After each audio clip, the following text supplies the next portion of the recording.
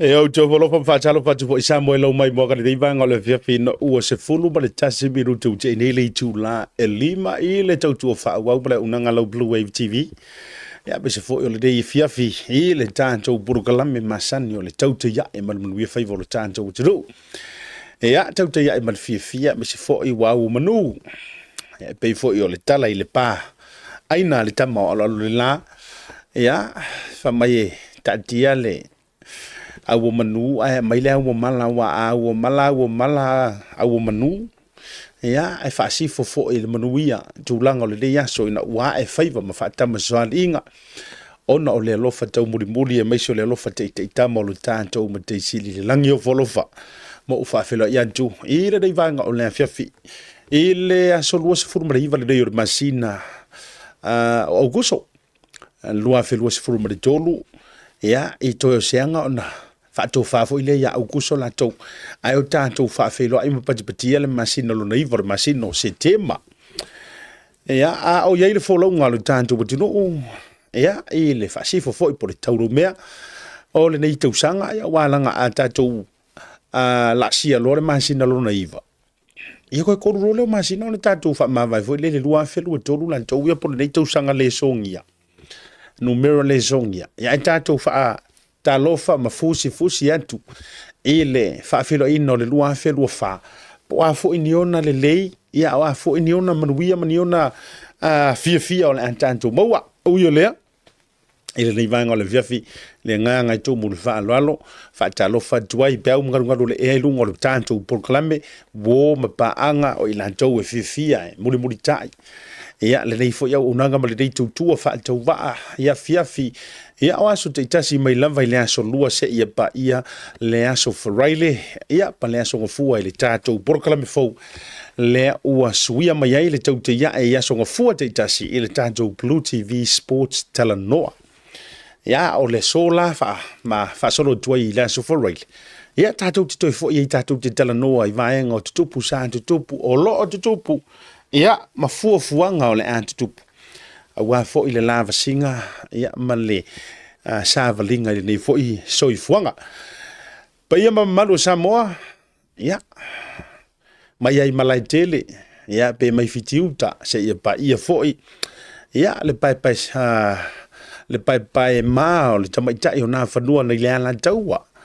ya po o fili fo i ma polito ya ona lenga fo i tu la lata i fale mo na tawilo ai manu o malo pa ia io Samoa mai le vavau e oa i le whaavavau o tātou tau langi lava.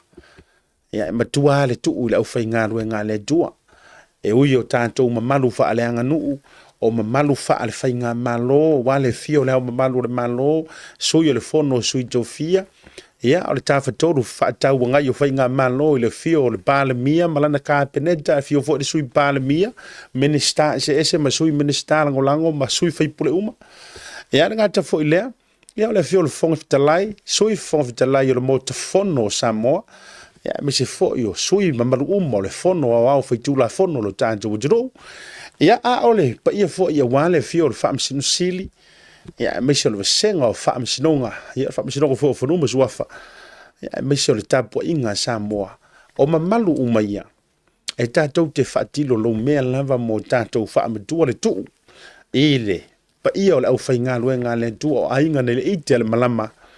Ia awa o lo tātou lea nafa ma lo tātou ma tā whaioi. Ole, pola pui inga o le ngā luenga le tua. Ia, whioi o le tala le lei ma lo le te talo, ma lo le ana popongi ma lo foi, ia le tuli vai i le tua. A wafe ta alolo inga foi le aso ma le aso, ia e le asa le whaiva i le tau tāpua inga, miso le tau te talo, ena ia A'e. Ia e maruia whaiva o tātou tiro. Malo lale o nisai malo fo i le tauatai, malo le pale. Ia pa i o whioi o le tala le lei. Ia o nā whea leo lau whaitalo whale leo fiafi. Ina i o tātou mātutua po o tua a sina le lauao sina o le tātou tiro. E le mawhaiano ula aloa i le anso ma le anso e au noa malo wafe ane pe a feifo. Se i o whaafitaia ma wha malo la tau pitola au. Whaafitai tā puai. Whaafitai le tau ai ulinga oi te lo tai ao e ala po lava tu asina sina faile lanto lotu a le o le fa o le lima le vanveao pese le loku fai le kakalo a lai momo e a le au fai ngā luenga ma le au waonga ma le au tautua e ona fea la lola ia lea usua i ngā luenga ai longa e fai se loku sesi ia o le ua mai a ona mori la palapa o malo ma faa tangi tu i le tua na yo tanto matua matutua au wa savalinga o le aso ma le aso iyo e pa wa le o le vaenga e le mafai ai e nei au ngā tupulanga tulo lava foi e le o si tala foi iyo a me ua tau le pua malafo ai o le tatalo i le tua e talo sia ia ave ai le fainga ba fainga nei a mata mai ai Samoa lo fai pia e o ala ina malanga e se mai ma motu ma le taula e le mafai lava ona tu au no ina faiva nei o tamama tina matutua o le ala po le tae au pese le loko fai le kakalo lau le losa dio o a uma tulanga uma e na ia alofa mai le tua ma sifo mai ona fonga au wanga luenga fai o le aso ma le aso me sifo fa na we usua i le au mori la fa malo ma nga fa te tele io e foi la por kalame fa malo fai o le fai vai nai tamama tina matutua e le fai ngofie foi la topito la au walanga ao o le malulu o le kaimi piko sili le na musu ai le loto le tamaititi e o le au malolosi e te vai la ngona fie te talo ona o le au ngata le malulu ai le mafai o nga foi ia la topito la fa malo atu fa talo fa malo a fua ai la o moa e le dei manga le fiafi la valor por clame o tau fo lungo le tanto por clame le dei manga o le fiafi fa aftai ia te o tu u mai filifilia le nei o nanga ma le dei fo tu tua ia tatou te tele noa ma fa soa au mai au vantu e taua lo finangalo fa alia ai mai se fo yo lau tu wala taua ia ma tu fo o ka ko por clame ngai e umona availa por pele lungo le tanto peichale ale tanto wala leo fa sala nei por tanto wala ata le Blue TV ia ai la vai taimi mai aso ma tausanga ma masina ai ole me malia ia te o hala o fai kakala e o ai o tato tai fa ale malo ba wala o maftanga fo ia man o te mori ma watu la to te fai tawina to ia la tau te faita wina a tau whaasoa ma tau tu alalo. Ne waka whai ako i whapenga lono winga. E tā ua awalan i whaapea. Ioi, awana i whaapea ngā o se foe whaai e re kau, ma so ngā lia i mai alo manatu, ma so na tongi mai lava. Opa moni lava le nā. Ai o te tau tino antu, ila o fo i mawhtanga i taitai e re ngata fo i taitai o kālesia o taitai o le malo. E la tau te fai tau ina tau komeni. Ia la voi la lea e a fu matangi e se mana tau ma wha peatu. A e komeni. Wha ali o winga tau sa fia. A e sai. Sai wha atamari. Ioi, nanga i wha penga. Tau ia. O le ala whala na ala ina tolo o polo mo wha awheteia. E wha uke kangwa lau waku isi a kou komeni isi taimi. A matanga i wha o le tātou purukalame wai tau a foi. Fa manatu ma le tau longolongo ele palasi fuala la ko mengi a e fa fitaia mai mai fa malo mai ia i tatu fa ngai nga ia fa ka ia kur fa nga malo fa fitaia tu i le makanga ruenga ble matanga ruenga believe you me e fa tau e au ona e fa tau e mingiska ia o lato loto fo i fa pe i fo lato loto kalo fai fa manuia sia tangata fa manuia sia tama fa manuia sia tina fa tail ta poinga bela le tau ai fo ile fango fango anto emis ole au mai o lo finangalo le lei lava ai a fa pe fo a vesa fo tionga la ngai tau e tau o le soi fuanga o le mene o le palangi nango de mokia ku o palangi o le tau o le meta o le feedbacks o lau feedbacks so se fale ainga fale tari malo o a uma fonotanga ma me te iai te aua ia tunu ni nga uma tu fatu ia o le pepale na fa mai fai mai sina au feedbacks pena la mato au nanga matulanga fa pena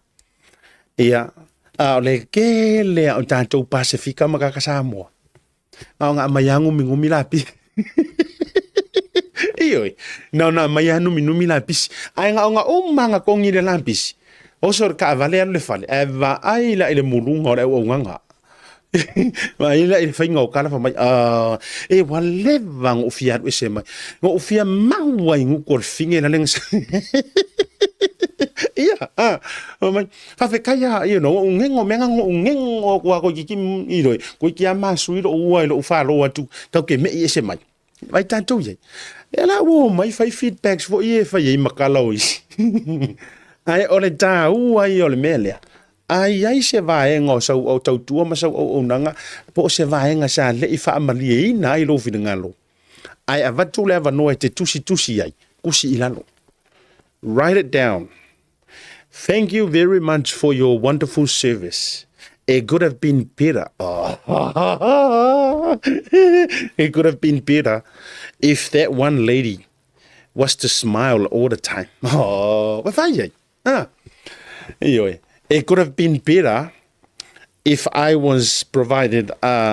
so and so and so. Kaya na lau tala, avatu lau feedback sa nga, fai kau waile mo le tanganta wa masani le tu ay nga taalonga lea, wa masangi le ku ay nga process.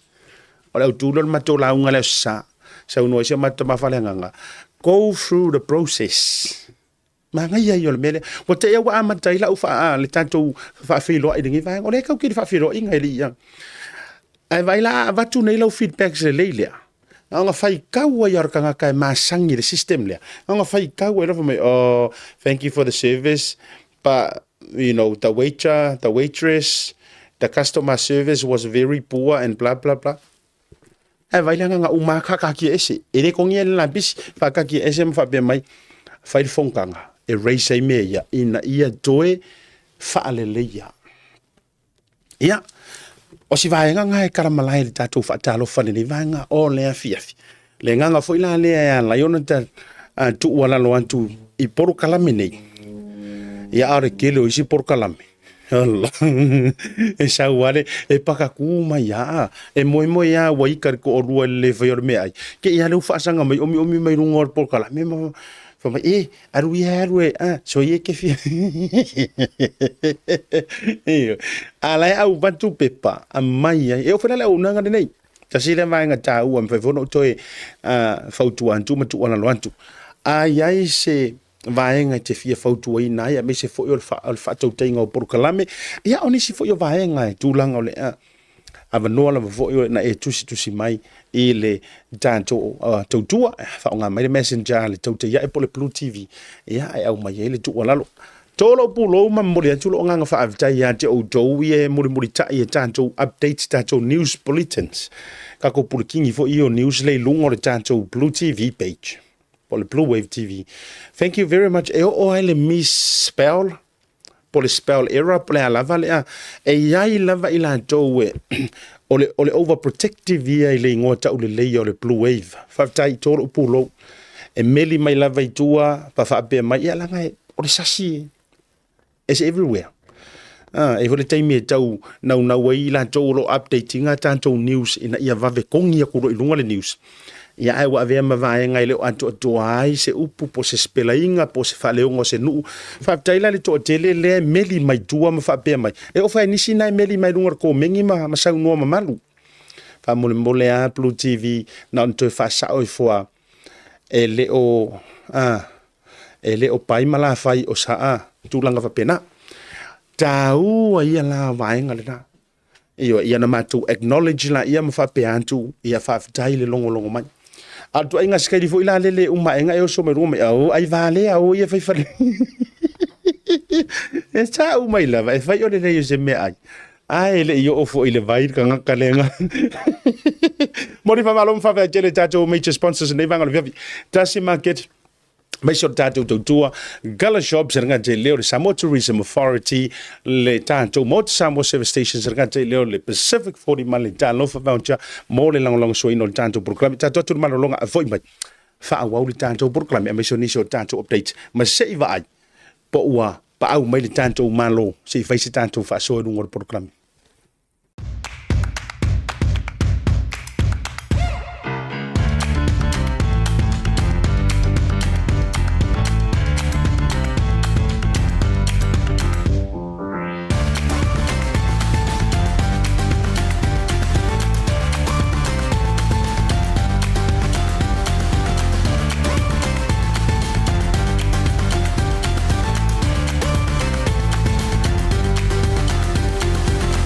Tasi Market. With 3 locations around Auckland, you can get fresh produce from farm straight to your table. Grab a bite at Pacific40 Cafe or get a new look at Tasi Barbers and Salon. Tasi Market, your affordable local.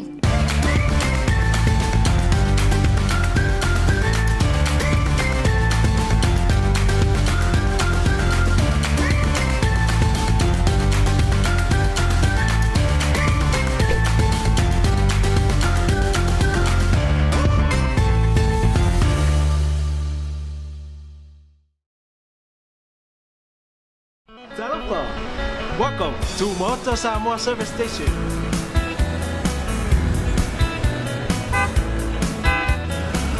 Talofa. Talofa.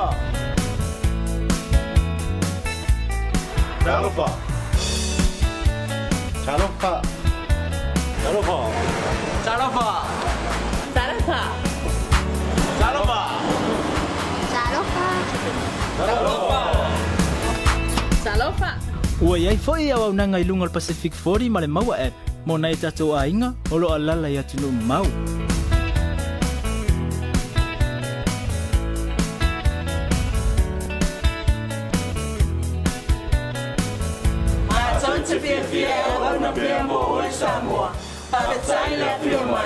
We will see you again. God bless.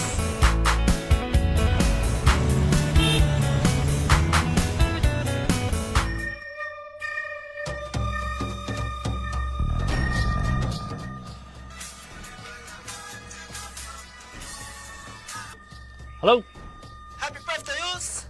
Yeah, happy birthday di mo kwa makiva. Saya mengalah mau video kuai. Kamu yang kelos fangau, mau aku lu cara fakal cuy celebrate los fangau yo cemisin ah. Sorry, if ia po. Ah, sorry. Ang kami ang kasih los fangau si befi po. Uso, kan yung kokong yung member fufu. Ya okay, so ifo, pauso. Thanks, sis. Send love to the family. Okay, bro. I love you. Love you. Maroso. Oh, talo ko, welcome to Cemisin. Maro. Pemo. Talo from Bacha.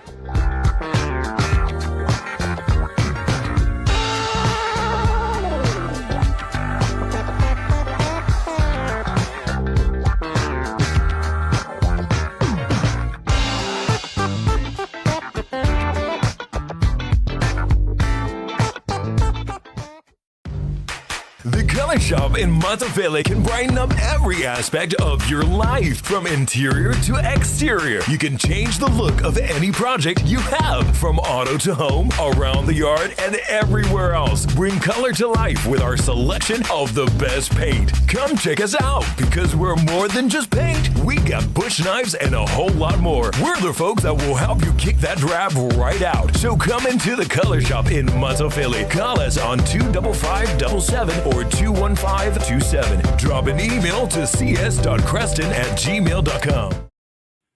Sabura wati le ua safari vali atu le mai le wati I le toi Tasi Miruto na afale le tula elima I le tautua a le Blue TV a mesor proclame le TAUTAI A'E ya matou ya o te ronei o le uma wale tātou feso jainga ma le tātou malo ya fatulanga mai fo le ne fia fio le malo le fo ai ua faisi kau umi o malanga la umalo ia po si uso fo ivantu fa fo ma wala antunu ia ai langa o le tamalo e to feo na itu e telefo yo na tiu te mafai va no fia au ka fa ka fo inga maua ia ui le au te fia vai lo anto le vo ma futa mo ma so tainga ia ma le fionga ia vui ma sina mo singa fulava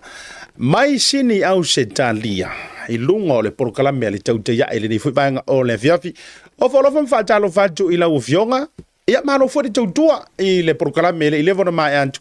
ia me se fo yo le nai tu langi o lo e fa au pe mai la ufionga malo se fo maua malange ma Ye mana tu pa pe fo na fa fe lo ai ma fo fa ti tu le so va so fa sia tau to fa le ya tina le fo le o nanga ye fa malu wo to ka fa wa le va le tu yesif so te inga o na le telo tu to te sil fia o va tu fa fo me le tino sa tau na o Samoa about 2 weeks ago ya o no tele a vai nga ia sa tau fa mai ya le o mai a le leia ya le la to malanga ai ma to fo mo le tunu ile so le fia le sto na yo lumna ne ya de fa mo tunu sa mo ba ve au le sa ke de ngang fa lo so va tuar so ma fa fonga ta tu Maro fa jele io mai ta watu mai mo fo I ma tamantantu ya I tele o lo fa soa me se fo I o le points of view fo le tulanga le programa ma le tautua ai o mai au se tali o mai sini me se fo I o se fuanga na malanga tuai po le asia la vo ainga ya ma tulanga fa penala u fionga vui na lo wa tai ole tulanga o yai na ona po na malinge ti mo ngai nei va pe ma tau matangi ho le savili ya ai ta faita nei ai ole a yai ni tulanga ho le la to fa ta uni vai nga pe na pe ta ia malama tu ta ia wa molo wa tu fo ina vai nga sa fa pe ona tau wa ngai mai sini ya olo o manuia ia le tunu ulau tele io na tulanga masan le foi nga le tu e kalesia te tas o le me uma me se foi io le vai tau le nei o le ia le sa lu mai nei o le sa le a foi o le tala le ya asiata ia e manatu o le PCO e misia I le kalesia e fakasa ai tono Australia nei ia ai ilo na telenga lama I le fewa inga ma le fesawa ia o tangata ia latu tute ma faiva ia lo solo nga le ia me uma ia o le famo mo foi na malanga mai ai ia ona o misio vaenga ia ona fatino ia itulanga la fo io o le ainga ia me se fo io le mga o ko Australia o tiulo le me voile le pensio ia le lao na usa wai fatino ia manisio vaenga masalo le o le ta uai lungo le polo kalama ia ole masalo le fatu fa la ulo pe le fionga le te fono le ai ngol fatu tu le tu sa mo pe au to ai tonu u ta tu tu te musu te tala ia vaenga ia ta tia pe I le I vaenga I le falelunga ia ola to ia vaenga ia I le nga fa lo va tu fa fonga lo ta tu tu ia e utile se tele atu ma ta pol kalama pe mo wa sa va no asia tau ai na o fatalo fatu se uso ia a femata pa so lue fa pole lua mai se o le falitua ia langona lava o le fia awai le aso le uso o le va na fa I tonu tulanga pe ona ia peta ia o le ua mai ta watu fa fitai fo I le paia maulunga o tanto tunu I au kilani ona o le tulanga awa tele male maulunga I le mai ta watu tulanga I lo tu fa ia manatu ona o le lo tu fa la vale o fai le consula fo o tanto tunu e fionga ia fe mata ia o lo tu fa le na ia fi me mal fai nga malo me so tapu inga mau ale fionga le malu o malo male la na masiof ia malo tanto tunu wa toi le ngang fa lo alo fa le lo fionga vui ia o le fo fa fonga ba wa ma lo telo le tu I vaenga fo yo lo tupu ia ina fo I le nai tulangi wala ngai fa mata pipi tia mawala ia ile lo fo New Zealand mai nai Australia ia sini ia le gate le ia fa tai o le u fa o ia lo fanonga me se fo yo mo ngalofa le fionga fo ile tamale ai nga sa tunu mo fono atu la tau o le fionga fo ia fe mata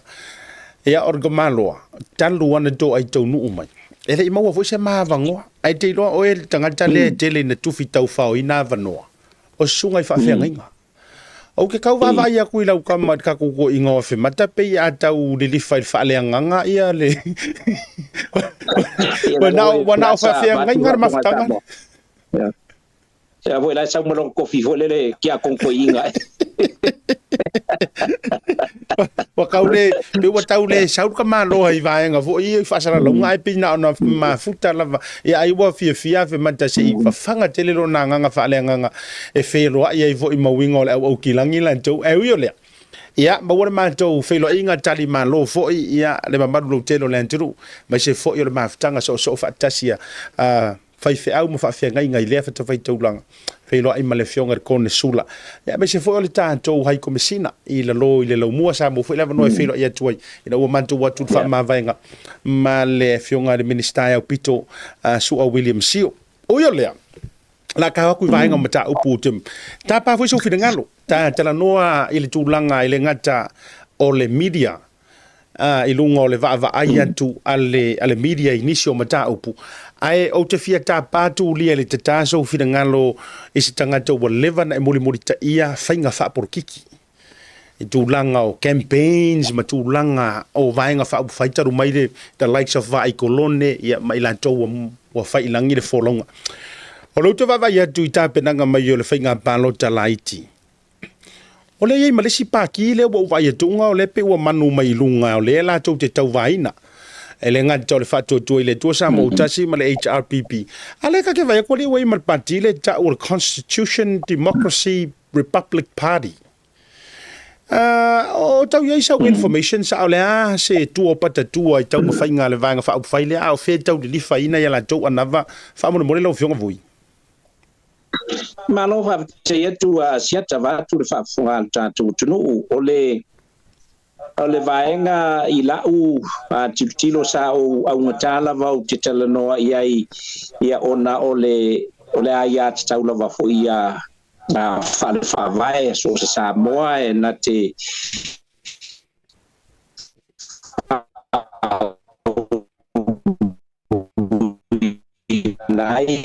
ke vai fa tuina se vai te tau mi le vai ya tono la o Samoa mo le Samoa lo vai folinga mai ole matai mai o matu no o fale apuna ya le sumo ho ya fa maulalo ya ina ia menino ai au fala le tulanga ya ona ole itailo yai la lava tilo mana ia le fuanga ai mai mau pe na fa pe on sai mol palo tala tele e io le palo tala tele wa e a foi you know I la lava tilo there is no way that they will win the seat. So io la ave ai foi la ma lape ole tula I mai se vai fa fai fo I ona ua se le taimi fa oso inai ai pe no fai atu ia ai eleanga ole ai a taulo fo ia tangata ia lua vai nga sa o titilo ia a siata ma fa fo mai lo tatu to no it seems that ole paki e pe sanga ai ile a fo I fai nga fa America ona ole o faavaina ma ole founder chairman ole party o se tamali fo I ua loa na tautua I le military America le la o titilo tuai o le sa uai fapea o le Constitution Democratic Republic Party ia e manatua hoi la tato o Samoa ele Republic kako kako ke leo ngi fainga fa peleskeke kako ke o fainga fa Westminsters o le palemia ma le fainga malo o la tuna pe ole winga le ia ai pe no fa ya tu o ile lava na ia fa foina ma fa vaina le parti o ya ta ia o tele ilo ia wa ele faina na va vai si ai ia o tele le foi le media tato no po ua lato maua se a foi se tu la fono fa mai o le vai nga fa fai ia I lona fa tatianga ma tu la ngai pe ona ia wa ina pe o la le ka kilo vai fa tangata pe ana eta ua leva na tautua mai filo neme o a foi o pufai o malo o la ka kilo le pe ka li fa pe anga I fa America le fa vai le paki but you know it's who am I to say because ole a foi ole feeling alava ale tangata la to mal vai fa fai lo la to mo mai masa lo hoi to pe wa vai pe a foi onga Silvia siaka e mo mia ia le foi numera tele e mafai ona lista lai nai se vai nga fa fai matalia ina el komsina o fai nga palota ma le ofisa o fai nga palota le a fo le stele no se vai nga fa ku fai ina ua yai sona numera tele o tangata o members o sea vai fa ku fai le nga fa lo ba lo va jai lo fina ngalo le ngalo na la no umana joe tau sa ili foi le so fina ngalo ia a fu fo ile system wala nga sa ope anta asa ro le upule o le republican po le republic e pe o come kialo ta mana tu america le la to fo system however a fai foi la ole ali li fai le tilo anga i vai nga fa fai o le malo telo o america ele neva ai se taimi tu fantasy le democratic male republic e tu fantasy ni la to policy mani la to fai nga malo e matua anti friendly o le le ma fai ale ka ke ka wa ya ku la ka nga pe o le wa fa fai po fantasy e le manu lo tia le o lo tu antu le fa tu no le a ma fa fai lo fionga vui yo e pe o le vai nga tonu le sa o ta ua ai le tulanga le ai le i la wa ba ai foi le pe o la tau fa matala mai e wa le wa au mai ai ngo o vai nga fa fai america i luau na vai nga fa fai o le republic ma le democratic le la fallinga mai o le wa au mai ai pe o la tau fa pe mai this party the founder is of United States pe kau pe kau fa pe nga mai ai ana fa pe la sa o le for a constitution democratic party ela mo kasi la pese but o le pe o vai nga le ka ki fa ko ka i kulanga o yai pe o la tau fa sino mai o le pa ki le ngei o le pa ki o longa founder malonga kai fongo nga fa vai mai longa soifuanga upu meka upu fai mai i malo america i nga kiskeki ita ilo yai pat nga o kau analyze kunga le a fo le tulanga pe na mai ele ngol paki vera falo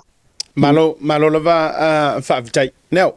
o le la wa o mai ai la u fa fisili le tulanga le ai so fina ngalo lo tele le ta fa so le ni vanga le fifi i le vaenga le fo le mafaufauga ma mentality fo i la tau fo i o lo tautua ia tunu i fafo ia tunu i fafo tulaga laualuga ma vaega fapena ia ae faatata fo i lele na ia pe faasifo kai pe o kala fo i lele nga fai ali oi ia le aula ma le tufuga ina ona faatata i palalaua ae matua ai o pe fakaka ae naunau taʻi fo i lele ina ia iʻu le tausinioga ia i se no fo i tono le bale mene po o se ngā ruenga o whaururunga o matanga ruenga e a fua matangi mai la utala lea i so fina ngalo vui pe foi la a fua le filifilinga mai o komisina o leo na iai ini tausanga o tona iatu and which is tasile o lo field wa o fo o malo i tausanga pe inga na apalai umanisi to tele ai pe sa dilifa lava mamanu malo le sa yelo to mai na Saume America ia na rua ila ia le ia wa kele fo ila wa kau run na tatou per skedi fo ile o feo ai mafanga de makeki makino tulanga fa pena ki ya tulanga o ani ni vaenga we need to be mindful careful o ani tu ma ale mai tu fo ngale fu ai awa ia tatou watu i Samoa i tu ainga fola fa pea i so fina ngalo. Well, ele me fai ona e tu fantasia ia le fo ile ia se e puselo winga la vamtalanga e tele me fai na tu oni ni fo amo tono se o se ako ile la ku mu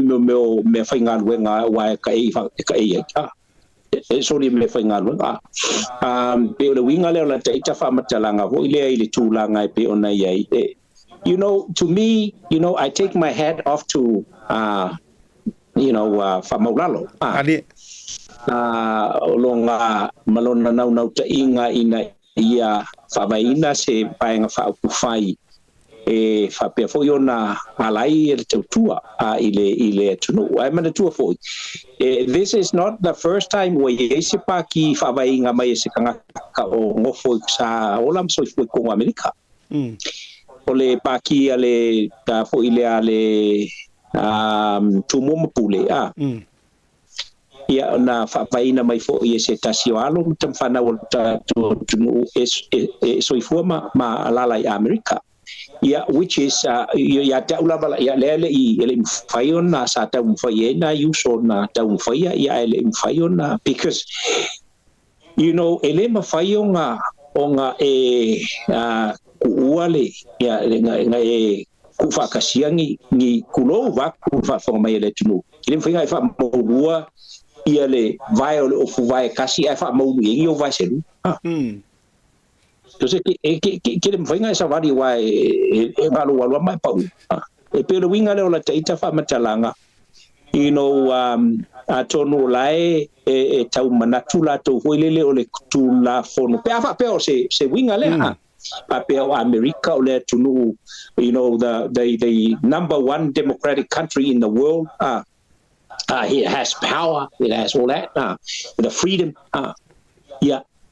If I die on a film night, if I go for America Samoa, yes. If I go for America Samoa, I live a fire on a film night, Tronu, yeah, or Samoa to Tasi, because Leanga granting America Sekuko Casio Samoa, ole atunu una hafu mai na fainga malo e sutlele maltulang ol fam time tatu fal fol makai ele va peke e fanga mai lo lava o e felo ro malo makai ai fanga mai base makai you know without the approval of others of the sulis ini mafainga you can't do nothing pero winga la le se tavam talanga you know as I said you know fa fetai ona ole toilo lo watu ola to fina ngalo anga ile fieta tuina ole tunu but then on the other hand we must pero upuele le fail to spia asiata marfa fonga Samoa halu Yukaya fai me fai ai halu ko piko ngala ku vola ia kui kwa o ino fa ai ku piko o ino fa yukaya ai halu fa ai ku piko pero le winga le ola fam talanga Limpo vai fu pe al bele ka ke pese so oika yo ka ku kanga ka lalam papa o ya tunu fa fo mana ya fina ngalo be umala ba lo fa alia but ya o na manino mamala malanga ese ale loa ese le sila fia ya embanga va pe okay lo le ka mo asia mali al vesidi e ke mala malama ya asia mali that's the inner person kau nga mga iluan layer nga kalonga winga banga that's not the asiaka I know you know because ke mal malama le ai nga kama pe kau mangingo ko isa ka fa mal mahingol ba nga le asiaka va fonga samo malo va tai lo fina ngalo lo tele mana ye tele le va nga wa fia mai lo sau no nga ma jule wa fia lo sau no nga me sia le va nga le na e to sau no ai nei le comparison lenga o tato o se pe o se atunu na whanau fawina mai I pulenga Pertanium New Zealand like the system lea tatou lea la e whainga kai kile nga koe aveka kulo ile ngana o aso uma tatala no ai e whainga tana na whanga tatou sol whanua I ni whalawa ma o le vau ai e masangi ai e le ave e ingi pangi mangi matulang ai whaaftai tele ua whaatupu manatu o le si vaenga o te fia siri yeso firingalo ya le wa lo loma le sairinga tofi fo ipo le balo dale titi I tu malone I tonu ele to e tau failo inga le tulanga o ta auto mai ai o le mata upu le la walunga I manatu mafina ngalo e to telefo ila to e fisili mai te uma tala no mai ai manatu mai so fina ngalo la ufionga voi walanga e lo foi o to tele I lo fina ngalo tu sao ole vaenga le fa pe mai nisi fa mata tu lo foi le ngoa matua ya ale me se foi tu fa pe mo ai ono le tapu kala me te mana ia mauale ano fale ole vaenga le fi fa soina e nisi u fa pe mai me fa so mai ia te u fa pe mai asiata fa mata e ia se fa tu ina o sui nei to tolu ile lanto move le o move mai ai mai le HRPP a nga ile fa tu ile tu sa mo utasi Famanta the word le ka kuli I o le loyalty mal integrity famata a watu fo ilai o ai sila ku e yaini me be fa le o lea ile la tau taritonunga o le a ngo kupu fo isi vaenga e to move SCP to inga vaenga fa pena ai o le si vaenga na vatu le so fidengalo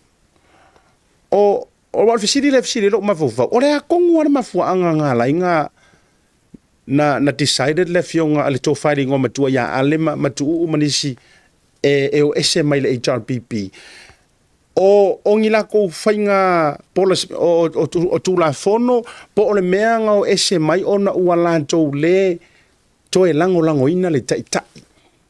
wala ngai ese mea nge yelua ai manatu fo te fala tele mai so fina ngalo ngau ese mai o nga ua le mali lie ngi kulanga to tonu falo to ifale penga biwali ana o ese mai ona ua le to e fatu tuina le olo ave ma tai ia por kulanga fo le refuse e ma fai nga step down e pe o tulanga to mai fai nga fa por kiki me fa pe o tai Malova te siata I think pe atatu wa ai male manino male malamba male totoa ile mata upule neina tula mai ole vaenga ole fisili mua fisili ai o ai la to nei lai le mingo ya isi vai the answer is so clear o ale o mau o HRPP4 e moi sai tutonu a ole taimi na pasi ai tu la fono a unua maku yange ele iai kangaka ngai kom Tawa sisi la foyo lai e wakua ia la kou la kali komua ale la kou ile kula fongo malvaenga nga pasi ile afe ile lua afe se fu without him knowing inga ua su e akili e kuiai mai lo ai ele inga kokope me I lua se lua se fu o I tatou te iloa ai ma mautinoa o tangata ua o ese o tangata ele o talitonu ile a fo ile ko inga ka inga la fai ku ile epa o le one man band yes pa pe o le pumoni ele di chala avane ai fa kwa usa mai ngai kulo va ku fa fonga sa fa kwa usa mai ngai u mala au HRPP la sa va I o maula ku leo u fa leo mai inga ua ko ilalo la ko kai you know alela ko ke ilo ai he is a one man band la ko ila ko kele fai I fai nga malo ke mo kalasi lalangi e ke ave ai mai se le general election longa lua e ka wala ko kilo ile attitude la ko kai o fai pe ala pe longa winga le vang ka unga challenge se si le leadership ele ma fai la ka kala so ile ngwa makua e kau kala so ai ali malia pale ma kau ya kula pa malolo so ele e mo I o ka ngaka o le HRPP but they don't like them to be dragged around ele kai o ye ngai o le HRPP so ilo ula tali tonunga totas yes o upu fo I o lo fai ile ia ale fa pe langa la sa fai mai ale a mama yes fa penga makako akako a fai ola ke ka alo le au moka e fiwaga ko o le fo o le kalapu le si kalapu fa pia sa le e ke kuwa o mo le au moka mali pe fo ngako vai ngai me moka longa ke kai ni o sai ngai lau fe ngai nga malea kalapu e kuwa kolo wola ya al kai mi aki ai o el kalapu nga o te funga ke ku malo si ele kalap ma o ke talikong ele se fa ata le male fa e tu ma ale ma mali see these were the three guys ele ai kai mi o korpu o le opili korpu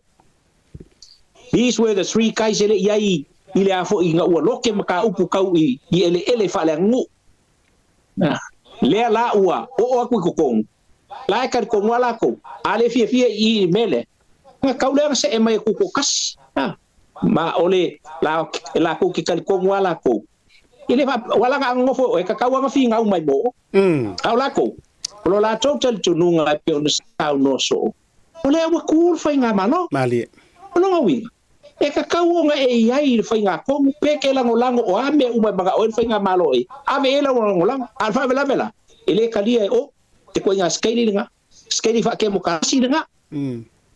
and this is fact Lo ule tele tonunga to tasia I tu malo o leva a fonti o si umu fa pe fo I fale ata fa o ke makua a menge lu mole kua ma you know o ke makua ioe these guys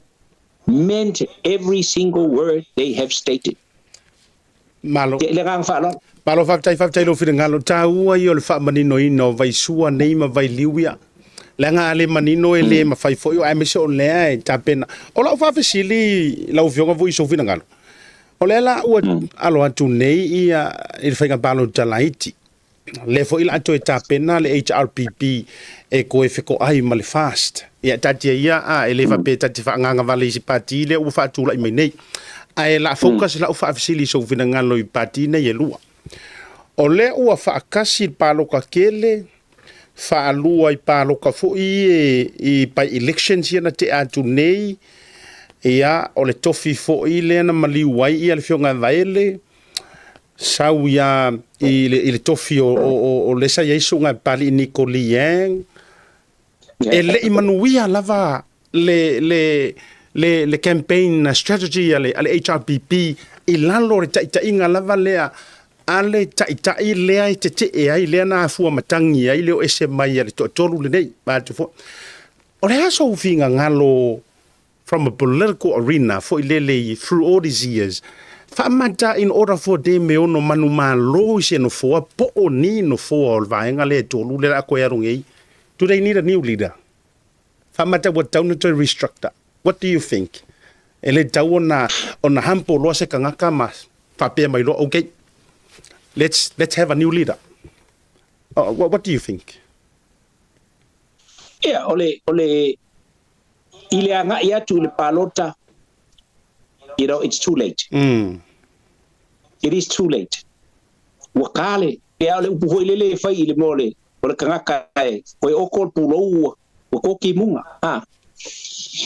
Ole vaenga ina ia ao ona manatua ai fo ele HRPP ole alanga le sa fai pea la pea ku le pa kau kala nga luenga ile kau fai ni mako campaign e kau kala nga luenga ole pesidi e mafai ko o male attitude nga e ka ui ku malo le ile kai mi ole ku sila Samoa mo di mau Samoa I mea le lei o fai I se kai mi pupu o fai nga malo o yengi mali wow that Quila Epa staying is coming back to haunt him for the rest of his life and haunt HRPP to the end of the world. Because if I kusa kangaka kaukala nga luenga pupu kaimi ol fast a usir olai ola piko le sai ola ku sui ola ko kauvangi ola piko le sai ai le mafai a ole wo fai le kulea a la kuma picole le wo le la wo foi mai I le kulea. Let me tell you this asiaka mal fa fonga Samoa ku will come back Ale will come back Mo will come back as firm believers and firm seeds of fast undoubtedly ile gang fa lot. Alo faftai lo vinangalo neo a fa pea I so vinangalo lo tele a fa pea e alu ta fale vinangalo le tai o le HRPP o le fa se tuangalo who do you think ye ile capability and not the tai ina le HRPP maybe not to win this free maybe ele manumalo ai le toru le ono wa too late pay on so no which is I strongly believe or too long for na wa yai but who do you see is there anyone eke sila oe from all these years of low involvement in political things engagement o ai o se isi o le HRPP o lo tau yai se tatafa mai po o criteria si o se si nate ono ta ia ma toi tau au mai le HRPP se tūlanga la walunga le ma tūlanga ma pu e pe na ye mo Nobody.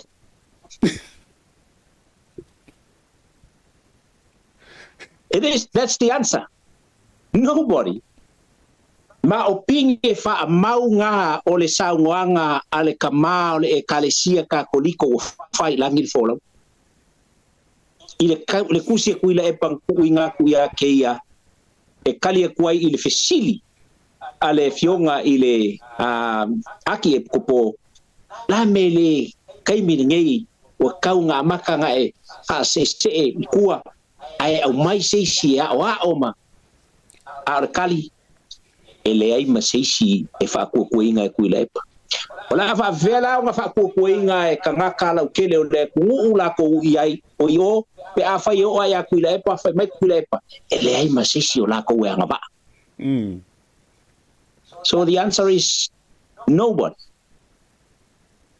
unless they will have to come up with say o su e mai se a kongu lava o lai ko kongu le kungu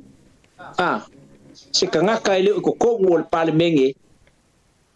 o se kangaka nga ke ko revive inga ma ko fa kula i mai le HPP so nga kulanga e lo ai o le vaenga fa o fai e pule e kangaka ele pule ngi fai pule because now they still come up with that old school o le vaenga fa fai pule Fast is coming up with a new attitude of o le vaenga fa fai e pule e kangaka unless they have somebody out there who believes in that. Ya alfa vela ole wo eser ko ko le fe ka wile le ya mal kulanga nga wow e fe ka wile le ya mal kulanga nga wai ile fia la ko le mele le one man band ai le ala wa ala ya fo nga kula imo ese because wale ko kan ko winga ole me siringa le anga is when your followers is when your disciples do not believe in their savior. Alo pam tai. Ata totur malonga, fasing kai ki. Ya foi mai. Pa wo ta pa chan nonga. Mananga palon. Yeah.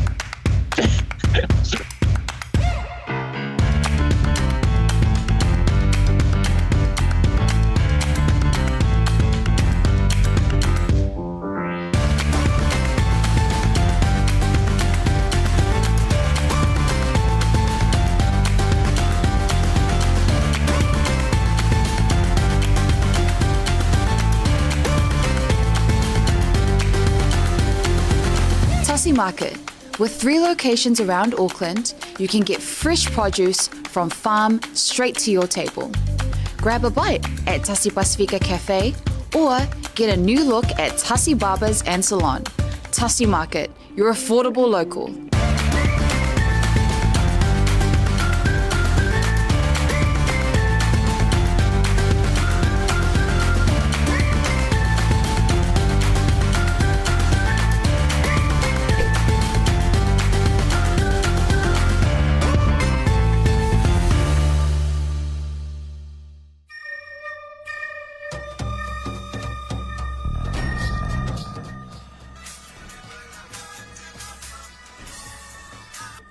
Hello? Happy birthday, Us! Yeah, happy birthday di mo makiva. Se me kana mo vine kwai. Amo yo kolos fanga mo vakulo talo faka choy celebrate los fanga yo tamisina. Sorry, e fia po. Seri. Anga me kasi los fanga o sini pe fia po. Uso, fang ko kongi member fufu. Yeah, okay, so ifo. Pauso. Thanks, sis. To the love to the family. Okay, bro. I love you. Love you. Maroso. Oh, chalo ko welcome to Thomasin. Maro. Pe mo. Chalo for bacha.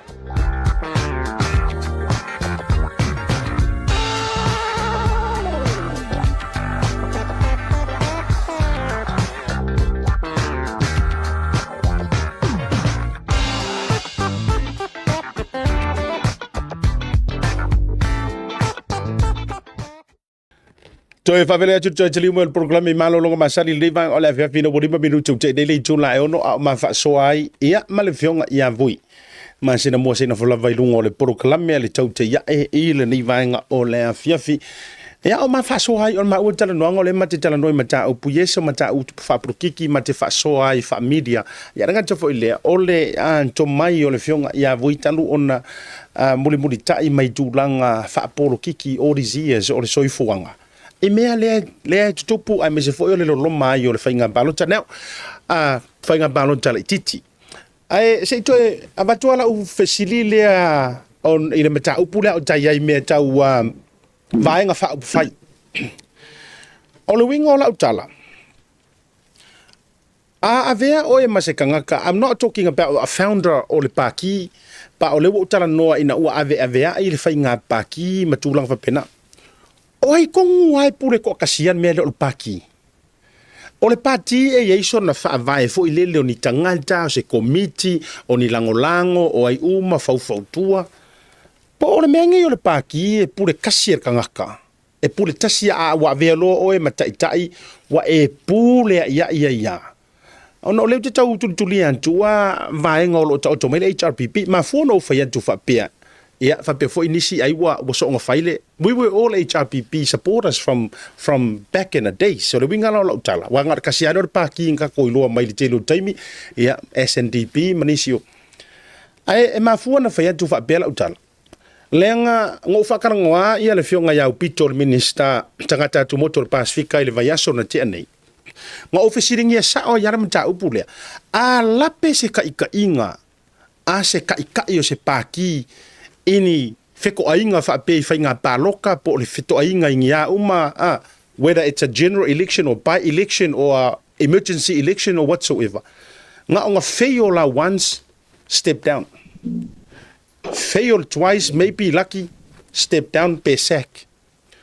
Paua leo ka kou wale o lea. Ai toi fo i maila ofisiri so fina ngalo. O le mea ngea o le paki e umia kaka ko kasi po o le mea it's a collective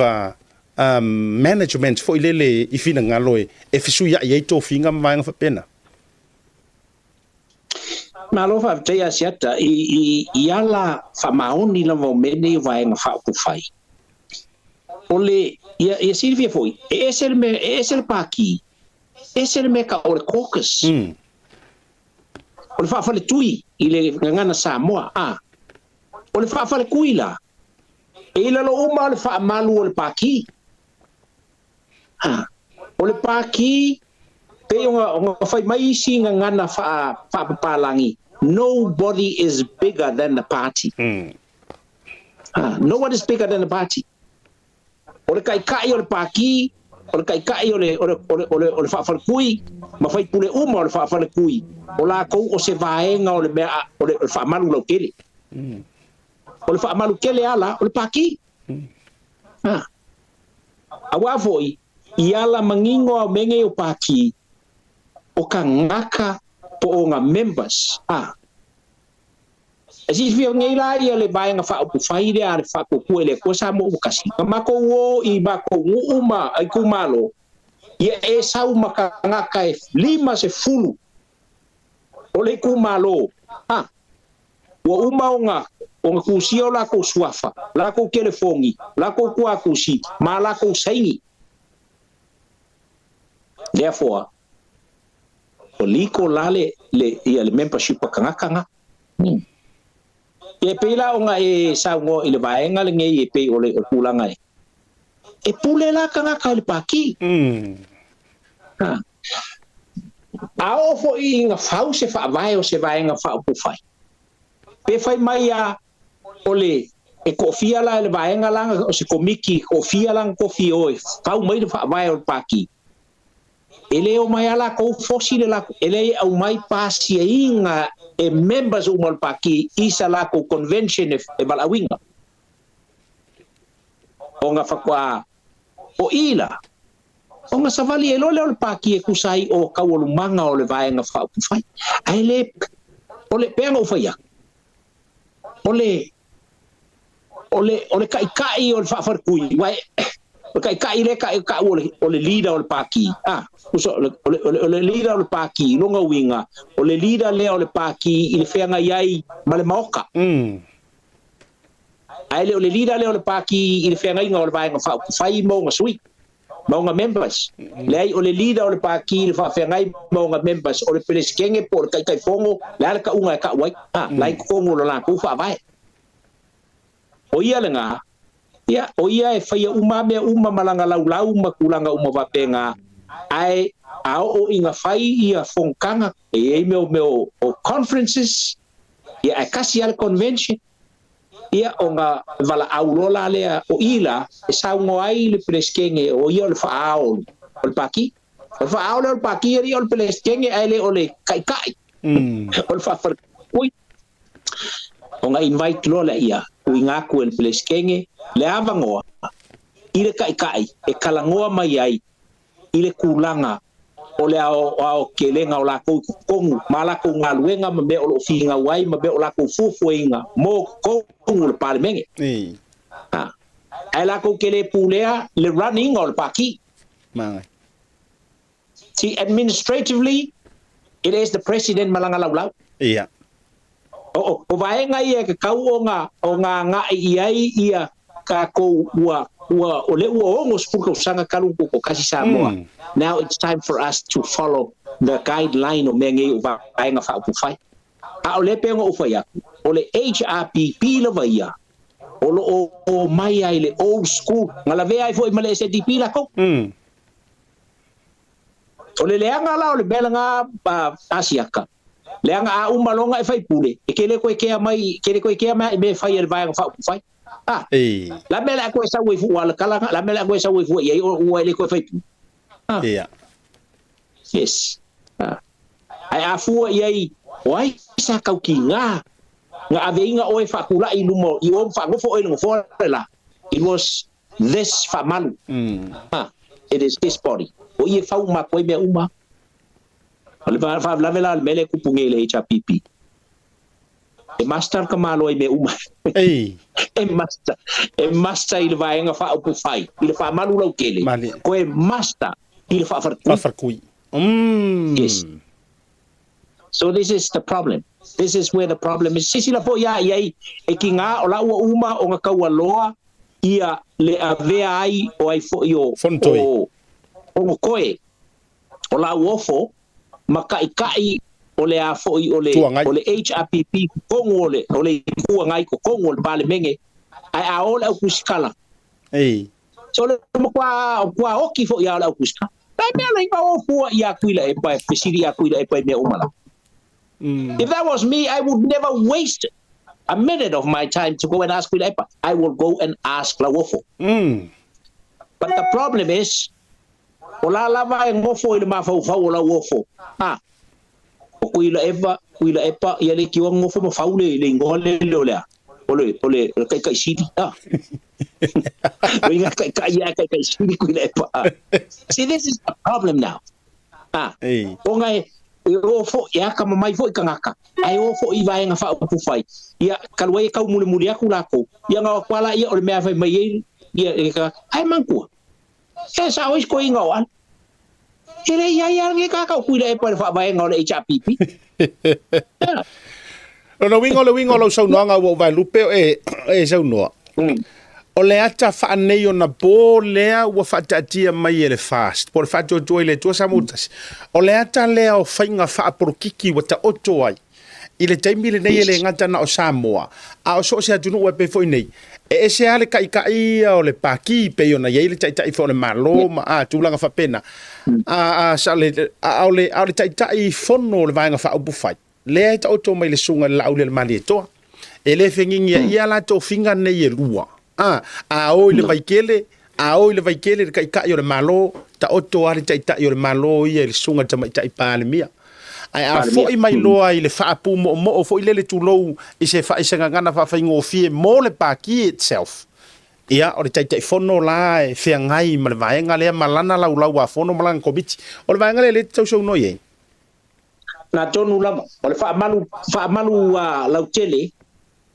lai e sa fa ia lau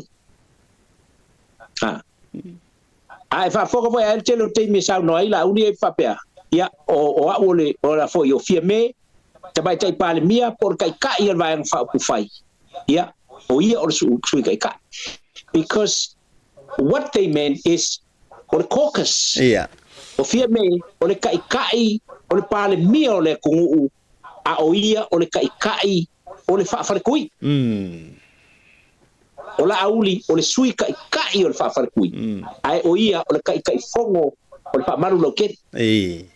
Kau mangingo aku la kau whaapulaki na le bele. Mana ia. Ile nganga whaalolo watu le tapu ingal tatu. Malo whaapitai. Wa e sau noa i leisi vaenga na fia fia sau whaafesiri. A fua i tūlanga whaake mo kalasi ma le tausanga na tātou tūto o tasi ai. O tātou no ua i tūto o tasi mai tele o tumoto o Pacifica. A le fōringa mai e pe e tau te pepe lava, tu lou le ngangana whaongaina. E pe o le tau te tama mea lava i ngei mea o whaaporokiki, masuinga o whaaporokiki. A la uaru le ako ai, konga aru le ako ai, isi atunu Cook Island o isi o atunu. Fiki. E pe o kako, e pe o... E leifo se ao ngai tau o tātou o le tama matua o le urua i kuko kasi ma kungu mua whaavai whaake mo kalasi. A le fau ia kako, le mea o whaake mo... Wai? A sa utari tonu, wai? Pe wa umi tausanga, wau tausanga, mau matua, le tūlanga o le umia to tasi mai lava ele iai sisi vaenga whaupu whai. E mawhai ona whaafeto aina, pe luina le vaenga whaupu whai na tūto tasi mai lava. E mwhaina e whaasua mai, what was the problem around here, lau whionga vui? Asiata, ina ia manino malama le whetuna inga le whatatianga o vaenga o ba. O tātou ai tama matua o meo kaupu whai. Tātou te tama matua. Ae kākou ke fau ile afo ile kūlanga o vaenga whaupu whai. Leanga o le tuina mai o le tuto tasi o le Samoa na tuina mai le na saunoa ma ia ile fionga le tamai tai palbia ile afo ile me leanga whai i wafonti. Na tuina mai i lalo o le whaamatai. Maria. E au kākou lai champion ai le me leo le whaamakai. Kako ke makuasi ang pingi ai il Pacifica ako ai mo fa ka kianga o bele ole awivi o fa makai ai o kako lava kako ngofo ma fa leanga ia le au ku male uke ako o le malienga le fa e o ku a ma ku ele ia mai ale ku kasio Samoa in fa porkiki pe o ngi fai nga fa vai nga fa ku fai ku inga mai ia mangingo ai fa mabonga ku inga mai i lalo o le fa matai onga e sila fia e palangi inga ua kali alfe siri sa ngofo malako ele ai a pe ol makai le e ua fa makai e suli e ma fai e suli ko ya ves o ngala ngai loai o ilela ele e ke bukala simo yala kako nga au mai i lalo ke mo kalasi fa makai ali but we are so new to political parties kau ke aku i vai nga fa upu fai o livanga PPCA e fiki mai foi ma papu ngiu kingi mai sia ku because o le melanga nga abakai la ko fai nga malo nga abakai le fai ke ngi ele ya fai rola ele apena ata to ia e manging war ku inga mai ku inga aku fa kemo kalasi le kemo kalasi fa makai le malo tu tasu Samoa but we are so new to this ya le la o ku ngikako la fa pere ko inga ya o ka ku pule fo la makai le bole ai le ai la le kako se mane me e me sai e kemo kalasi ke sta ku ko kasi a o lo ku malo ele pule o ese vaenga o vaenga fa o vai ile nga fa lo batu fa fu mbele tunu asia tatu sai o fa fisili mai malo fa tau manino le vaenga fita paso fina nga lo le vaenga le na sau no ile sunga juila epa ile mata upu fo ile na langa antu ai mai se fina nga lo fa pe ile sila ile toe ilo le tula fono mal vaenga fo ile le tu malo fa inga palota e ono tu fatasi ai ia le pamalo to fanga tūlanga fa pena ai O le ana e wila pe o lau whaali le laurunga pe o le fia fo i o le sunga tula i pai le vaenga. A o le vaenga o te fia siringi ai sau whiringalo. O te fia o toina mai se vaenga o lana saunoanga na i whapea. Ma o suinga fo i te tele whape nei. E le luu lawinga pe kope lawinga. E ni nai masina even fo i po o ni paya inga po le alava. O mea e matua sila to toa iai. Now, e mafuanga o kou tinga le melea. Langa tasile nei pese sa ala langa ai ia ila tau fo i even fo i the likes o le fionga ili sa whapito. Na la tau ala langa ai le na yele fite na inga fo i pili lava ianga ko pe lau mana tuol emergency al palemene o le COVID. Ai pasia fa kopi ai loa ma tu la fono i ole. Swing o pili fo i. O le alau ke kau fesiringia la le mea le wato e sau noa ai le songa tu la ipa walanga e ei lau whaalele i lau mai tau. O le ala pe o koe whai mai. Ma o swinga te tele fo i ko kongo o le whainga o le palemenge mara malo e lese mea e kope launga e whirika nga ngai ko wha pe ato e wha upu se ngana wha lau ai tele. Ai pe ele o le ale mea nga amaka maisia ka ko wa mi o ma le kele o le mea le na fiwa e na oppose pe sai le i tua ngai na taimi ma e fai akwe ka ofi e au au le kau ke le under the emergency fo ile le ale koviki ai na alu ai lava matura o la sofi ngalo ile toinga vaenga o le la ufa manga ia kuol sa nga fie beleng fai akule na ngai manga ia le au mai ngai fie me o le kala pelo ia ala ukala o le fai nga kai o kako maua se io e ngale lei el kamaro langa o le makua siampingi o pe tawe o pe no foi atu so nga o sa kangi kako ke ka ya saka o sa kangi nga o melanga pelo ya kule si o le issue nga kango fia le issue ngei le mka pule ya le pa malo ko fanga o ke mo la so fua ya makaf ya le ku au fie me sa koe kilo ai ko inga i vaenga va pe so wala ki kele ia le pa ma ko fanga le ko fala le lua ko fulu marsui au le ku va se wala inga sala vala siakas ele foula le mata upulea asiata mar fa fonga Samoa nga koe lau malu ia mai le kaimio ku por efi ka lau malu ia mai le kaimio o kupua ka se le alofi koe lau mangu ia kaimio o le HRPP ro ko pelo har kamano so o le sili lang ka wa ya ke o le se le songa o ka ko wa o mai ai le sona ta ua le o koe ngofa ko ile e pa ma koe ka umai a Samoa e sa o Samoa le menga ko fai mai ya ke o ke le fa longo ya o ko ele me sa ngongi ia siaka pakul fa fonga Samoa e vai ako pide ko lu ai o ka ko o nga ole ave interview mai kasi dua ko inga fa mai wa kasi le kumalo ni ai pepel ala ko ka ka fisire ku ile au interview kai minga voi a TV kasi ave ke fa kulo le yo pele la ya ke le interview se longa wala ko ka ka ya voi nga sa ulo le fa kalanga sire nga pepelo ila lo la ni malala o fai mai kasi le kumalo enet le la o mai ngi fai mai he was full posenge le ku ole ku la ko wi o inga le la o la o ke le ika ya ku le palmel au ke fia ia awa le o ko ngo fai ma ko kuilo nga maka ku lo wa ku fa fonga sa le o ko nga mai kuila epa ile menga fai ya ku ile ku ngu ai mai se o nga isi fai pule sa ai au fa ko pelaua fai malu fai va ai ka ko pe al ka malu o al kai mi ola ke take a government la ko au la ko ngo fa sai ni isi o fe ngai nga me fa pena which is illegal ela la ka ko ai ngai kau kele kau fa pe aku a me sa on me la fa mai kule ola u fa sa o mai e kuila epa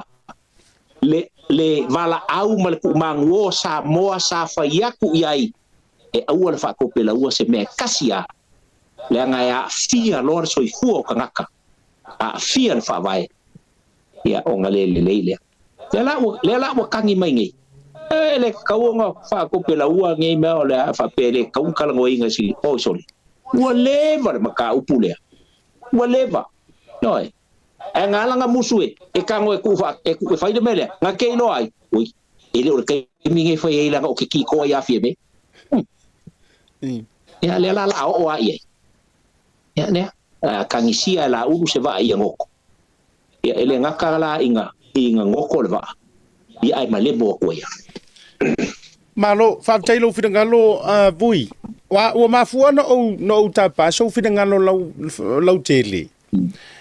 langa e pean ofertual upule ne yala tunu e yala au fa lele au mai ka o me foi la le no fa tete ai ila to fie fa lele ai mai sia ila to fa lele ma tulanga fa pen langa le me la vale nei langa le te fa ya to le me la vale nei na tuli mai au ta fa ngadwe ngai i media e se fo ile initial la leo pasala lau sai momua o le tau tuli matanga winga ni fa tala noanga le mata upula valia pe ai se ana lu lau wai pe na to pe lau wai le fainga fai unga nei ia nga umare nga kai me le mongia vangoe kau fai ni fa tala noanga la na ya fuai no auto e langa ina le nga ole ua ka kilo ua ese fo ile pese le ua pese mai ai o le pese tonu la valea le sa pe pese ile mamalu lau tele o le atu no umanisio nai fai pule sai to tonu la vale taimi le ama fa pe atu fakali ea au ne to pe la wina vai po ofisili le atu no wa ofisili la mangi vai po ofisili le atu no vai po wa yo le atu no wa ta pase fina ngano le atu no ia ai nga house nga oso pe ale upu voi tu no fale ta oso me fale ka ia io ele I fa pe la le ala o to tupu mai le taimi le nei e ke fa longo foi le pe uma enga o ka ko confuse fa solo ato pe lo ka ma fa no o to fa longo ma to o to e sa no le to ina ma fa pe mai o ta yala mala o me nei le te tau na tope la wina fu mao e sa ile le to fa. Now my question is, o fea langa fai ile me le matanga. O le winga nga la ile na le no ofisili. Ya fa tailo fina ngalo manino. Male fina ngalo malama. Nga ka unga ka ko ka ngoa ele ma fai nga salua me ile lo kapeta pe o bu fa Britania. Ele ma fai fo no tanto alo to ele ai fa pas. Ele nga te tau no tanto langa mai ilunga. Se to fesilinga. O fea la to ile va nga le. Ya ai yo le. A tonu la le fa tailo fina ngalo bui. I don't know le work to confirm e pe o se confirmation la le o le me sa la ngai le tunu mua e ta fi ma to tu au laf ia ma to tau tolo tu e pe o le talai tu ya tu fa no fono e ko ka ko mai ku se ko ka ia ai ma lo fa vitai ia au te lo na ni sina va nga na mana o ta pa lo fi ngalo ai fa si fongo ta pa ta no nga bu le ni va ngo le fi ai te le imalanga I sa mo wa le maua o le fatau tonga mai o le te wila wo vai akunga wa le o eri nka kunga faukasi sa ka pisi ai fo ile e le tatou tuto tasi ai o fuanga fo o le te wila o le tauto mai nisi o vai nga la wa lunga ma le to telo I lantou wa fai malanga tu tonu o Samoa ia o le aso ufina ngalo lo tele I tapena o le te wila o lo tauto mai ai mani so fuanga ia fu after to mon fa siria ile tulanga lava ia ona ole alava le tulanga mafuanga ma le silsila le committee la to ia wale le kupe fa wa ingi va fo longo winga ole afe limas ole se lau limas fu afe nga I lunga tulanga pe ona ia ai e pe ana o fa ia tu asiata ele anga pe anda tatu fa longo tu fa pe mai fi me mal fa nga malo mal committee amalu lu aku Samoa ya wale ko e fa ia le ale ai se kako ke wila ngai kausa malie e pe ona fa ia ile desa ko mo le mawinga ia kulanga pe ngai ngo le mesa ia pe o fa sisi avo ile ko viki ngo kwa sisi ia kako ka you know ai fo ku ngela ia le pulanga bo le visiti po fela ia ku pe fo mo fa bo nga mai nga ia mal le ia o mal singal ka ko fu ia ka ku ko o fa le sili na na taua ma le whaafitai ona o le alava o lo o iai le whaatawina. Mai e iai fo iwa e nga sa o tau ba ai iai ta ilo iai sa matu tala no ai manisi ia ai le mwhai ona confirmi na o lo iai le fuafuanga ina ia toe whaafo i lava meo le tuto tasi la tau i tuto tasi. O le pei o le te wila ia o le tātou tū ma tātou wanganu ma Mali. Ia mai se ai o le a foi o le upuhoi le fai ia kako ia mo o le lau le lei o a moa o le mama ma le lei saunga le bu o anga na te wila la to. A tailo iai wa le rope o le mafuanga le na ona ua sinangalo tasia toi fa foi ia pe foi ona sauno enisi mana mia lava le toi fa foi o me lava na tapena e ututu a mama tua awa le tuto tasi e fatino i le tuto tasi ona masani ai le te wila ia pawanga vaenga ia lava kako hotels ia lava ia au le lei nu mafioanga ia e meise o nisi o vaenga pe o na iai be o ngalu nga tau lima ma me fapena e o tanga tau matulanga o mafapena o me umana ia na e mo ia o aenga fakoa au mai iluma ile kaimi o ke wila awane inini fatasia fua la ko kasia ia o le kawalunga o fainga mea kawalunga i fainga mea i fainga mea kai ia ile nga fa lo asia tane i te iua e se iso u vai nga ai pe o le na la utau fa longo ia i te milea o le nau ta inga o committee ina ia toe tu ulava me lava o kuko kasi e pe o nga fa ka o ko e ku ama ku mai le ua kuko kasi fo ila ile kuko kasi malo ngi o mai ka ku kasi maka ku nga va ambe u malavangi ai ko mai fo ke wila o me lava ia kasi le fo maka ia what's the point. That's too much spending for the country. Yeah, ilangan fa lo asiak. Maro paptai tele lo fionga vui i le foi banga o le fia me se foi o le tatai mi fa ava no ina. Ia i le tai mi foi o le foi ma o le te malanga i le so po tai au le te tu va tu i mo Samoa ato nue. Ma o foi se sita o tonga pe ato ai tonu u sita tu tiro. Ai molil fa malo manga fa tele i lo no ngol proclame. Mori mai foi lo fa ngor to tele ngol proclame mo lau fionga. Ya awri te foi le tu lau fai malanga tu tu va tu lo to tele wa te lo foi nai tali ma watu fa tua ya tu va tu na oe. Ya mo foi no ko kele mo no io ai ta fa to fa ia mo le tai mi ta fe lo i foi se aso i luma me se foi o se si va ya so e se ta so ta inga mai sa mo mo le fiafi. Ya fa mo le tu lo fionga me se foi lo ainga ia mo le nai tu langi le va ngor fiafi. Aso fine. Ya tatu fa penan faya siata se ole tuo tinama malfada we o yo o le ranga masani le al betanga luenga o leo o le aso kongi mai e o makanga u ka ko masangi le bo no e masani afo ile ia ile tauto lua ia pale no to tasi Samoa ta walva ia faise se unanga ma se tautua i lo tatu tunu o me se fo se mana ngol malo ya ia me se foi o committee ua to fai ai pa tai mo ua vanoa alo fa tele tu mo ele uso e mai ke o lau au fa fonga i tatu tunu o lau tele ui masina mo lau to o na soi fo mai menuia ia fa soi foina ia o le na ua mai ale tatu ua so tainga male fionga ia vui masina mua senga folava mai sini au se talia tu sai fo io le avano ile nei vango la vivo le pau mai la le wa pa avelo ile ma fa te no nga sai ile si ma lo e to ai tonu mai le ta le no io le ia o le wa toe so te mai ona o nisi o tulanga le ma alofia ia fa te dia foi mo le ile so ta yau ai o le na wa fa fonga mau e tulanga fo io le fina ngalo sa me se fo le fonga ia vui ia le la wa tau mo wale au le pai nisi o va nga fo ile party fo le tu lai mai Samoa ya me se la tu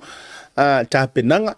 ya ma fa lo tele ni sio vanga fo i lo si le fia e le dei vanga le fia ai le to lunga ina le porkalame e ne vanga le fia mo le fa malo mo nga fa tele to tele ila to ro ma futa mai i runga le porkalame le nei vanga o le fiafi mai se foi la to fia share le proklame tango share ta to proklame foi me se fatanonga ma tango fia finanga lo to ala fionga ya bui ai to fa mana to ta to fa pito le Samoa ale Tasi group po le Tasi Market ia eleve ma le tanto Tasi Pacific Cafe me se foi ia o tanto au nanga ilalo o le tautua ale Tasi ma le tua Father's Day promotions o lo o faalu le taimi le nei a fa pe sa e fa tawina na amata mai lava le promotions le nei na amata mai le machine le amtanga le machine le nei a fa pe sa e fa aluina le seleni pe sa e fa tawina mai se fa taunga i so o se fa lo le Tasi Market lima se fulu tala anga ilunga ia tu silo suafa ma le numero telefoni ona tu lo ri siki king pusa ma tu fo awa e te ma fa we o ko mekir pikinga o e pa pe sa fa alu ri mas fulu e ku silo ngoma o fo e ke complain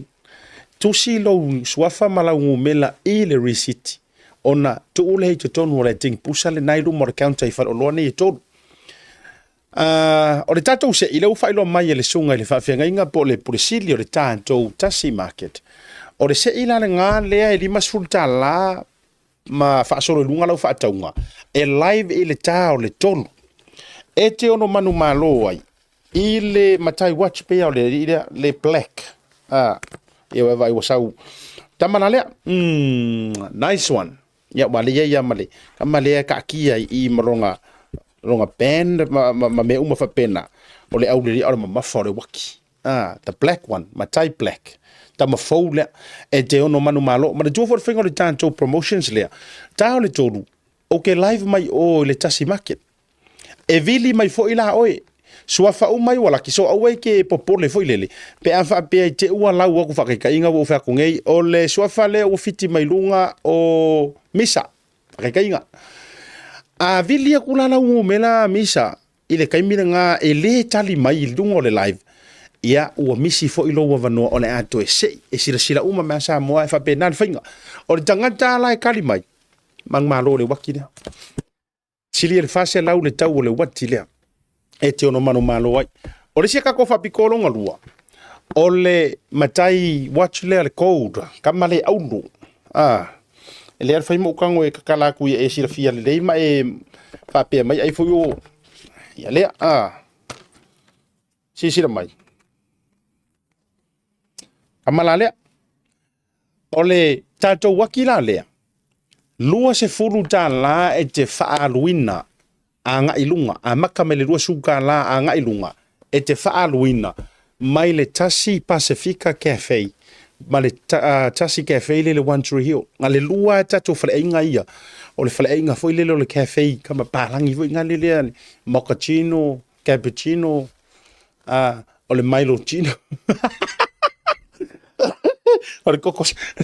koko Samoa tamale nai One Tree Hill o le sina tatou Tasi Cafe le a le kaku kama Pacifica la le chi ai Tasi le na le lua la fale na fale inga e anga va ai le se ile lua sfulta la anga ilunga ava pelo sa fatawina sa tau mftanga fa arwel do suka la pe silia tu fo ia ona e tango la ia le e mai lo risiki tu sielo ngo asiata pio numero telefoni o lua Tasi bla bla bla bla bla ku lo kongor king pusa ona e fatali le e faamutaina le tatou se ile ma tatou wanga va ana le drawers na yelua I le aso toru se fulu ma le Tasi o le masina le nei no winga ora sko nga taiao le la so toru se fulu taiao no winga la o le aso freely a le ka le kolu le aso ko nga so ko kilo kwa ile o le for a promotion last day 31st yes le failo mai lungo le tanto promotion the last day o le tanto promotion o le 31st o le live draw o le 3 p.m. Saturday the 2nd it's Saturday the 2nd of September ia nga la sa la stona nei io tanto taimi lo winga o ele sa e to anga te fatau o lo mau ala valo vangor kai mi ngai io alue fa tau se tau mafutanga fa tau fo ile pe mana o tamale le languruli le o mafa yo le waki ia ma le tātou whaalawi loa muli ai le i tau urungaina le tātou proklame le neivanga le fiafi. Mo i lātou o malava lea ua fiafia ma tāpena e mai moina le tālonga ma tautia a le toa Samoa ma le au mahalosi a le kiwi. I le aso lua se furu ma le tasi o le masina o ke topa. O le tala fiafia le watu inantu le link le iluma i le taimi lava le nei. Ki liki lo i le link le na whaatau loa sau tickets. Hurry. O la ukala leo te whaiatu. Ma tautia le alu le tickets le na ua iai. Ticket le link le na watu inantu ilunga. E kere kokongi a whai aku se si o lai kokongi a pai mala whai kokongi i whara o loa o pai e le ai se tātou mea whapena o iai. Wala ngai oso ai fo i marakau whaase le si kanga kare kaimi. Ai o le nā watu inantu ilunga le link le nā mai i le New Zealand Rugby League Associations. Por NZ RL. Ia o le link le nā Ticketek. E ti tango o omi, ngai whakulanga mai ei no foanga o le Eden Park Stadium. Ia ka ngore piki rongo foa, ia ma le tau o le tickets le nei ai. Vai se tickets mo oe, ma louto o lua me siau whanau. Taua, ain kou fua ka koe lango le wha moe moe. Aso lua so ma le tasi, o le vavea iai, o le pa ufo, na tua. E o peke ua halua lua, te ua o okwa kikele, ar kami ngai ma wā tickets e peka ilua suka la, vai se tūlanga whapena. Tu leilo iai lo ainga. Awana ngalo na utu ina tuluma ia le foi vaenga molo to sil fia to lugar proclam to te le vanga fefi e se nga wole to malila foi fonga va tele Dario Amo asiata o le address A13 hill mana yellow city nga o lo kidi ki runga le website tale Tasi Market se le mea le ka ko manga o ku lima mantu me amol tanto officer mai la tau whaona tui fore tātou address lea a le tasi, 13 Hill, ina le cafe ina 13 Hill, morsunga ya Dario Amo, ia bese fo niso malok tele o le anturo. Ia, se inu matila le neivanga la viafi. Talo le, talo si ia whaiva mtiu te meso ilan tau uro whea ngai mga ruenga. Ia ito taimi fo leipo meso ilan tau uro whaanga nga sefi po. Ia, ngale le maile tua. Ito taimi o le nei viafi. Look after yourself. Tūlanga o malavo fete fitalo loa iai mana tuolo saonga le mu. Ia la foi fonga va tele se upu o se ngana le tauta mali. Ia tūlanga o mo le porokalame. Ia o le fasoa la vai ma manatu. Ai o fo ine ave tonuina i luloto. Ia ma e le no fo sa o loto ai. Ia a o le nganga o le porokalame. Ia fasoa a le lei taua a le ai fo. Ia to fo i la fo i porokalame no le fi Samoa. Tua mara unanga a le Blue TV le vanga la viafi. Soifua ma imanuia.